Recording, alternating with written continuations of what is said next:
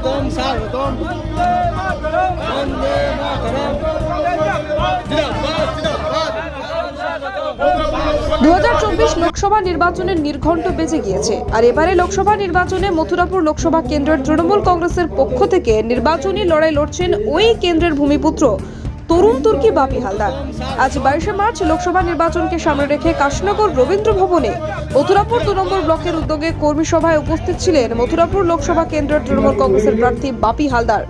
24 নির্বাচনকে পাখির চোখ করে দলীয় কর্মী ও জনগণের উদ্যোগে কর্মী সভা থেকে সকলের উদ্দেশ্যে বার্তা দেন এবারের লোকসভা নির্বাচনের প্রার্থী বাপি হালদার।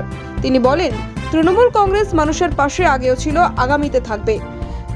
সংখ্যালঘু সম্প্রদায়ের মানুষের পাশে মমতা বন্দ্যোপাধ্যায় ও তার সরকার আগামীতেও পাশে থাকবে, এমনই বার্তা দেন তিনি। এছাড়া কেন্দ্রের বঞ্চনার বিরুদ্ধে সরব হন তিনি। এই কর্মী সভায় উপস্থিত ছিলেন মথুরাপুর লোকসভা কেন্দ্রের সর্বভারতীয় তৃণমূল কংগ্রেসের এবারের প্রার্থী বাপি হালদার, রায়দিঘির বিধায়ক ডক্টর অলোক জলদাতা, যুব সভাপতি উদয় হালদার, সভাপতি ব্লক সভাপতি প্রশান্ত সরকার সহ তৃণমূল কংগ্রেসের অন্যান্য নেতৃত্বরা। এদিন সভা থেকে তৃণমূল কংগ্রেসের প্রার্থী বাপি হালদার আইএসএফ প্রসঙ্গে বলেন, রাজ্যের সংখ্যালঘু সম্প্রদায়ের জন্য আইএসএফ এর কোনো অবদান নেই। রাজ্যের সংখ্যালঘু মানুষ তৃণমূল কংগ্রেসের সাথে ছিল, আছে এবং ভবিষ্যতেও থাকবে। তিনি আরও জানান, মথুরাপুর লোকসভা নির্বাচনের আইএসএফ এর কোনো প্রভাব ফেলতে পারবেন না। এদিন তিনি কি জানালেন শুনে নেব।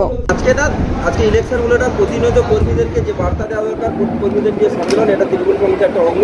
সেই অঙ্গ হিসেবে আজকে তাদের সাথে আমরা আলাপ আলোচনা করলাম। আজকে মথুরাপুর 2 নম্বর ব্লকের সকল কর্মী, বুথের কর্মী, অঞ্চলের কর্মী, ব্লকের কর্মী, ব্লক কমিটি, অঞ্চল কমিটি সকলকে নিয়ে আমাদের এই ব্লকগতভাবে একটা আলোচনা সামনের ইলেকশনকে সামনে রেখে আগামী দিনে বার্তা আমাদের লড়াই করতে হবে, অন্যায়ের বিরুদ্ধে, অপপ্রচারের বিরুদ্ধে, কুৎসার বিরুদ্ধে, মিথ্যার বিরুদ্ধে লড়াই করতে হবে, সেই বার্তা দেওয়া হবে।